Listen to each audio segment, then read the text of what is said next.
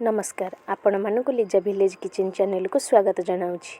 चलतु आमे आज मूलार गोटे नुआ रेसिपी प्रस्तुत करवा मूला कटलेट। आपण मैंने जानी आपण घरे पिला माने होंतु कि बड़ लोक मैंने होंतु मूला खाइबा को आग्रही होंती नहीं। आपण एमती थरे तांको बनेकी दियंतु से माने आपण को बार बार खाइबा पई मागिबे आउ से माने मध्य जानि परिबे नहीं जे यह मूलारे प्रस्तुत होइछि। एबे चलतु प्रथमे मूला को धोईदबा धोईकरी तार चोपा को चाँछी देबा। मूलारू चोपा छड़े सारिबा परे ग्रेटर सरू जाली पटे आमे सब मूला को घसी दबा। मु एबे सब मूला को घसी सारिछि। एबे मूला को गोटे अन्य जगार नहीं जिबा नहीं सेथिरे अल्प टिके लूण पकई गुड़े दे ताकू 10 मिनिट पर्यंत छाड़ी दबा।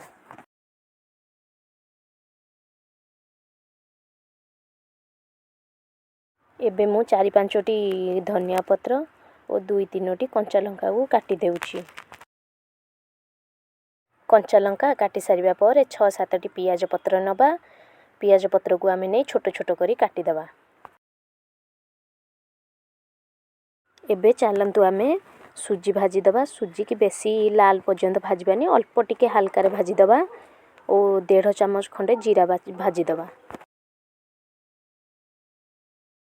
भाजी सारिबा परे आमे जो मूलारे लूण पकई 10 मिनिट पर्यंत छाड़ी थिले देखंतु एबे से मूलारू पानी बाहरी आसीची ताकू आमे भल भाबरे चुपुड़ी करी आ गोटे जगह को रखी देबा।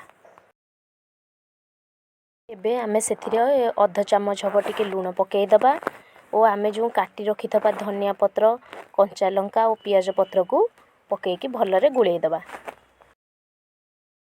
गुळेई सारिबा परे आमे जो सुजी और जीरा को भाजी रखी थले ताकू पकई दबा। पकई सारिबा परे सेथिरे 2 चम्मच रिफाइन तेल पकई ताकू गुळेई दबा।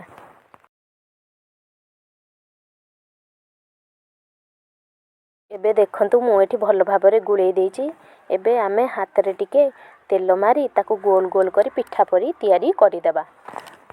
आमे तयारी करी सारिबा परे तावारे अल्प टिके तेल नेई ताकू गोटी गोटी करी पकई देबा। आपण जदी चाहिबे आकू छाणी भी मध्य पारिबे।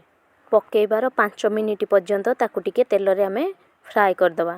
फ्राई कर सारिबा परे आर पट लेउटेई दबा ताकू मध्य आउ थरे 5 मिनिट पर्यंत आमे फ्राई करबा। एठी देखंतु हमर उभय पट होई सारिछि। चलंतु एबे आमे आकू प्लेट को काढी नेबा। एबे देखंतु हमर प्रस्तुत होई सारिछि मूला कटलेट।